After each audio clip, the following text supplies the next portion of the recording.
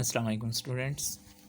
Last lecture में हमने vector की मल्टीप्लिकेशन वेक्टर के साथ स्टडी की थी और उसमें हमने पढ़ा कि वेक्टर की मल्टीप्लिकेशन टू वेज़ में होती है।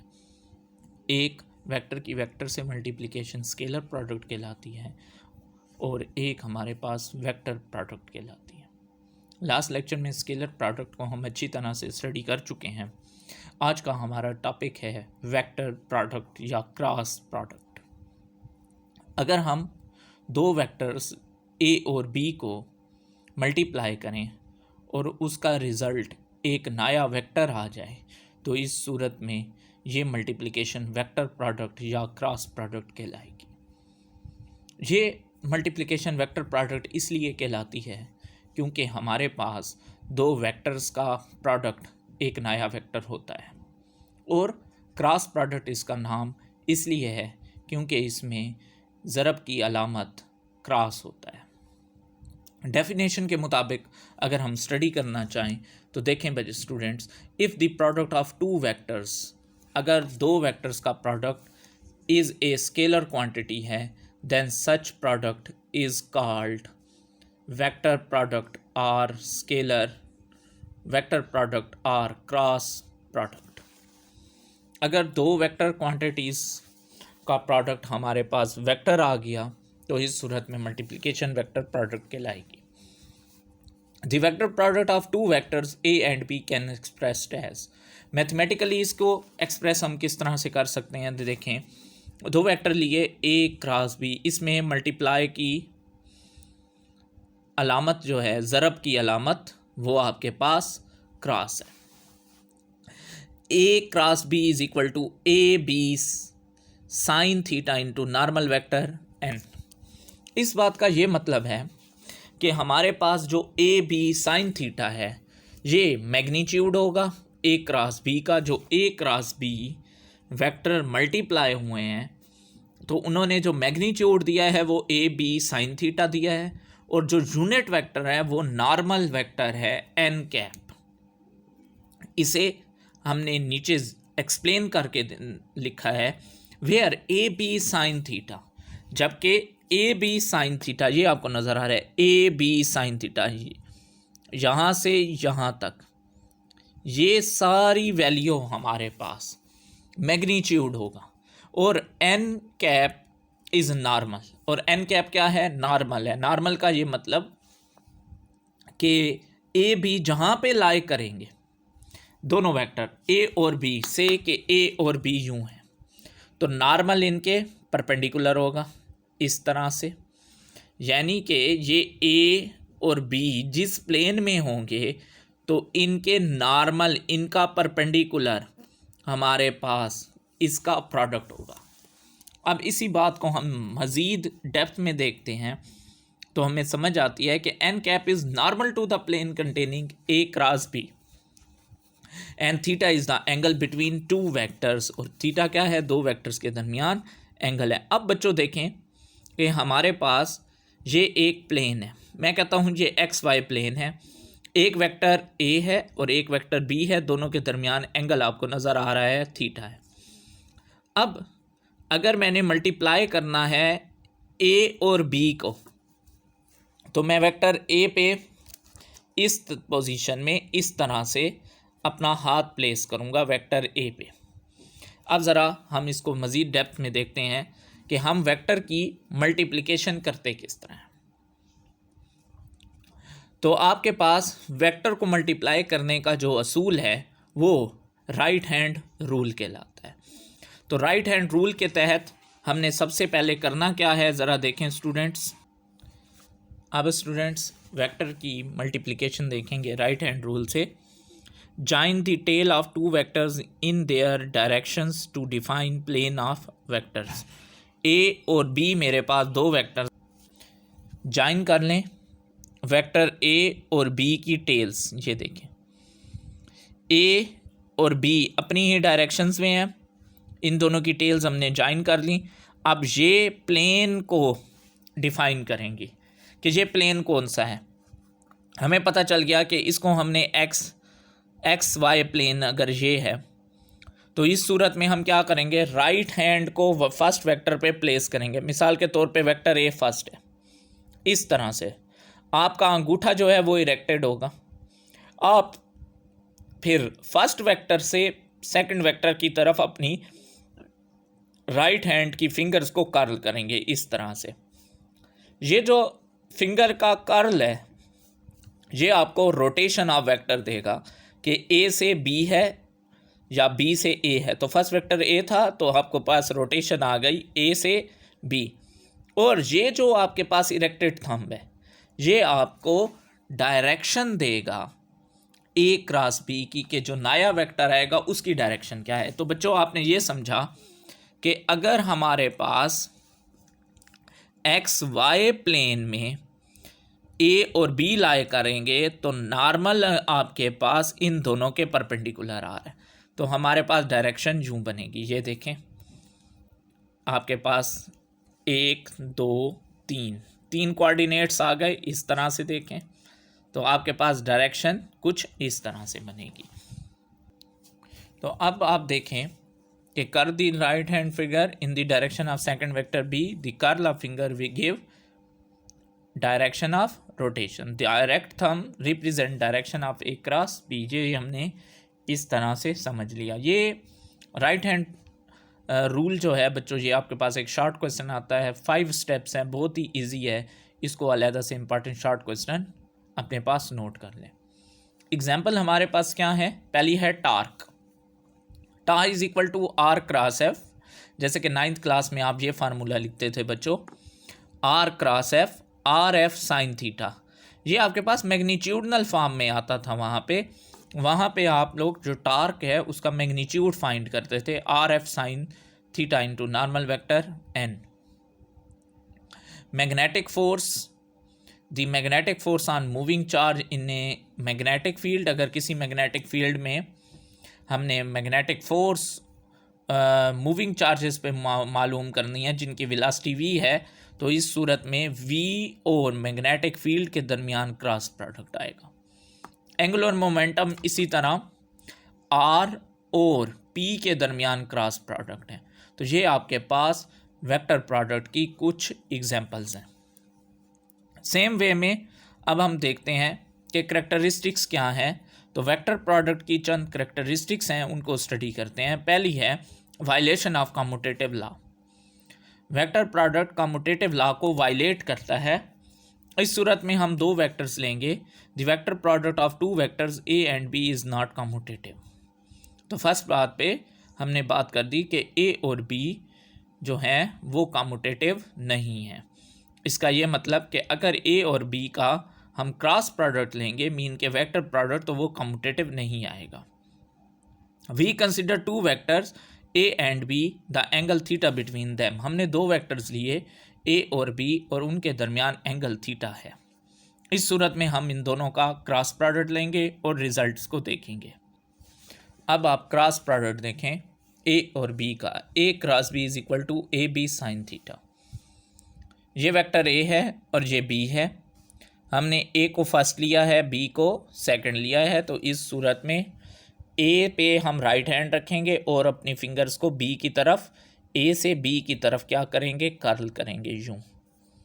तो हमें ये जो इरेक्टेड थंब है ये हमें डायरेक्शन देगा ए क्रॉस बी की, जो हमारे पास अपवर्ड आई है। इस सूरत में अगेन हम लेते हैं दोनों वेक्टर्स को, लेकिन अब बी को फर्स्ट लेंगे और ए को सेकंड लेंगे और फिर इनका वेक्टर प्रोडक्ट लेते हैं। तो अब इस सूरत में आपके पास वेक्टर प्रोडक्ट क्या आएगा, B cross A, B A sine theta N, क्योंकि पहले अपवर्ड था अब आपके पास डाउनवर्ड आ जाएगा। अपोजिट वेक्टर्स हैं, आपने पढ़ा था कि इक्वल इन मैग्नीट्यूड होंगे और अपोजिट डायरेक्शन होंगे तो नेगेटिव आएगा। तो इस सूरत में यूनिट वेक्टर भी हमारे पास नेगेटिव आता है, -n था, जबकि बी ए बराबर आएगा ए बी के। ये आपके पास कम्यूटेटिव प्रॉपर्टी है। ये बच्चों आप लोग पढ़ चुके हैं कि अगर मैग्नीट्यूड हैं ए बी तो ये बराबर आता है आपके पास बी ए के। इस सूरत में आपने माइनस जो है उसको बाहर निकाल दें, बी ए की जगह ए बी लिख दें, तो इक्वेशन बनेगी minus A B sine theta into normal vector N. आपको नज़र आ रहा है कि A B sine theta normal vector N, A B sine theta normal vector N equation 1 में किसके बराबर है, ए क्रॉस बी के। इस सारी वैल्यू के बराबर मैंने क्या ले लिया, ए क्रॉस बी, इसकी जगह अल्टरनेट है। आंसर क्या आया, B cross A is equal to minus A cross B. इसका ये मतलब कि बी क्रॉस ए का जो हमारे पास प्रोडक्ट आएगा वो अगर पॉजिटिव है तो ए क्रॉस बी का नेगेटिव आएगा। इसका ये मतलब कि 2 कभी भी -2 के बराबर नहीं हो सकता, तो हम कहेंगे कि A cross B is not equal to B cross A. ये इस चीज़ का प्रूफ है कि वेक्टर प्रोडक्ट हमारे पास वायलेट करता है। अब इस सूरत में राइट हैंड पे देखें तो मैं अगर बी पे रखूं अपना राइट हैंड और कर्ल करूं फिंगर्स को ए की तरफ तो मैं नहीं कर सकता, तो मुझे रोटेशन अपवर्ड की जगह डाउनवर्ड इस तरह से करना पड़ेगा। अब मैं जब इस तरह से अपने हाथ को प्लेस करूंगा तो फिर मैं बी से ए की तरफ यूं जाऊंगा। अब रोटेशन मेरे पास कौन सी है, क्लॉकवाइज, और हमने पढ़ा था clockwise torque is taken as negative. देखें कि बी क्रॉस ए से रिजल्ट भी माइनस में आ रहा है। नेक्स्ट प्रॉपर्टी है vector product of 2 parallel vectors. दो अगर पैरेलल हों, एक इस तरह और दूसरा भी इस तरह, तो इस सूरत में क्या होगा, the vector product of 2 parallel vectors A B is equal to null vector. जब दोनों वेक्टर्स पैरेलल हैं तो उनका वाई कंपोनेंट 0 होगा। इसका ये मतलब कि वाई कंपोनेंट जब 0 है तो ए बी साइन थीटा हमारे पास 0 आ गया, तो इस सूरत में हमारे पास ये नल वेक्टर के बराबर होंगे। अब देखें A cross B is equal to A B sine theta. Parallel vectors में थीटा 0 डिग्री होगा तो साइन 0 0, तो ए बी मल्टीप्लाई 0, कोई चीज़ भी 0 से मल्टीप्लाई हो तो हमें 0 ही देती है। तो नेक्स्ट पेज पे देखते हैं कि हमारे पास रिजल्ट ये कैसे नल वेक्टर के बराबर आ रहा है। आपके पास 0 into normal vector N, 0 magnitude है और डायरेक्शन एन नॉर्मल है। हमारे पास नल वेक्टर का मैग्नीट्यूड 0 होता है और डायरेक्शन आर्बिट्रेरी कोई भी हो सकती है, तो हमारे पास रिजल्ट आएगा 0 एन कैप से null vector. In term of unit vector देखें तो पैरेलल वेक्टर्स में आई क्रॉस आई बराबर है i sine theta into normal vector N. I unit vector है तो मैग्नीट्यूड इसका 1 ले लेंगे, साइन 0 आएगा, पैरेलल थे, साइन 0 से 0, तो आपके पास फिर आ गया 0 एन कैप, तो आई क्रॉस आई से भी आपके पास क्या आ जाएगा, नल वेक्टर आ जाएगा। सेम वे में अगर आप यूनिट वेक्टर्स तीनों को ले लें, आई का पैरेलल आई, जे का जे, के का के, तो आई क्रॉस आई बराबर है जे क्रॉस जे बराबर है के क्रॉस के, और इन तीनों का रिजल्ट हमारे पास नल वेक्टर ही आएगा। एंटी पैरेलल वेक्टर्स ले लें तो cross product of 2 anti parallel vectors, ये भी हमारे पास नल वेक्टर ही के बराबर आएगा क्योंकि एंटी पैरेलल में 180 डिग्री होता है। रिजल्ट आपके सामने है कि साइन 180 डिग्री 0 के बराबर होगा, तो ये भी ए क्रॉस बी हमारे पास नल वेक्टर के बराबर ही आ जाएगा। अब vector product of 2 perpendicular vectors, इस तरह से एक 0 डिग्री है और एक 90, इस तरह से दो वेक्टर्स के दरमियान, तो हम दो परपेंडिकुलर वेक्टर्स ले लेते हैं with the vector product of 2 perpendicular vectors, और दो परपेंडिकुलर वेक्टर्स ले रहा हूँ ए और बी। अब इनका हम क्रॉस प्रोडक्ट देखेंगे कि क्या आएगा मीन के वेक्टर प्रोडक्ट, तो इनका वेक्टर प्रोडक्ट बराबर होगा इनके प्रोडक्ट के मैग्नीट्यूड्स के, equal to the product of their magnitude. इस सूरत में देखें कि आपके पास क्या आ रहा है, A cross B is equal to A B sine theta, sine 90 put करेंगे, साइन 91 के बराबर, तो A B into normal vector N. In term of unit vector हमारे पास यहाँ पे बहुत ही टेक्निकल है, ज़रा इसको देखें। अब आई और जे आपस में परपेंडिकुलर होंगे, बिल्कुल ऐसे है ना, ये एक्स एक्सिस है तो ये आपके पास कौन सा है, वाई एक्सिस। यूनिट वेक्टर आई, यूनिट वेक्टर जे, ये दोनों आपस में परपेंडिकुलर आ गए। अब राइट हैंड रूल के तहत जब आई क्रॉस जे करेंगे तो आई का यूनिट वेक्टर है तो 1 मैग्नीट्यूड, जे का भी 1, साइन 91, तो आपके पास आंसर आ जाएगा i cross j is equal to normal vector N. ये इस तरह है, तो इन दोनों का नॉर्मल हमारे पास यूं होगा। अब स्टूडेंट्स देखें, तो इसका ये मतलब कि हमारे पास एक्स वाई और ये जो नॉर्मल बनता है ये जेड एक्सिस बनता है, और जेड एक्सिस का यूनिट वेक्टर क्या होगा, के। तो इस सूरत में हमने इसको समझने के लिए एक वेक्टर का साइकिल ड्रा किया है, जिसमें यूनिट वेक्टर्स दिए हैं आई, जे, के, और ये आपको एरोज नज़र आ रहे हैं। आई की डायरेक्शन जे की तरफ, जे की डायरेक्शन के की तरफ, और के की डायरेक्शन आई की तरफ। ये किस चीज़ को इंडिकेट करता है, वेक्टर प्रोडक्ट में आपके पास रोटेशन जे एंटी क्लॉकवाइज है, और ये क्या आएगी, पॉजिटिव आएगी। सिमिलरली आई क्रॉस जे, अगर आई और जे को मल्टीप्लाई करूं तो नेक्स्ट क्या वेक्टर आता है, के। इसका ये मतलब कि आई और जे को मल्टीप्लाई करने से जवाब के आएगा। नेक्स्ट स्टेप पे चलते हैं, आई क्रॉस जे। अब ये उल्टा है, जे क्रॉस आई। अब देखें क्लॉकवाइज रोटेशन आएगी, तो जे क्रॉस आई करूं तो जवाब फिर भी के आता है, लेकिन रोटेशन क्लॉकवाइज है तो माइनस के आएगा। सेम वे में जब हम जे को मल्टीप्लाई करते हैं के से, तो नेक्स्ट वेक्टर आपके पास क्या बचा, आई, तो आपके पास जे क्रॉस के से आई आएगा। और अगर आप इसको उलट करें तो के क्रॉस जे, तो फिर आपके पास नेक्स्ट वेक्टर आई आएगा, लेकिन रोटेशन क्लॉकवाइज होने की वजह से फिर नेगेटिव। अब सेम वे में फिर मैं मल्टीप्लाई कर देता हूँ के क्रॉस आई, तो नेक्स्ट वेक्टर क्या बचा, जे, तो के क्रॉस आई से आ जाएगा जे। अब उलट करें आई क्रॉस के, तो नेक्स्ट वेक्टर क्या बचा, जे, लेकिन रोटेशन आपके पास क्या थी, क्लॉकवाइज, तो आपके पास माइनस जे आ जाएगा।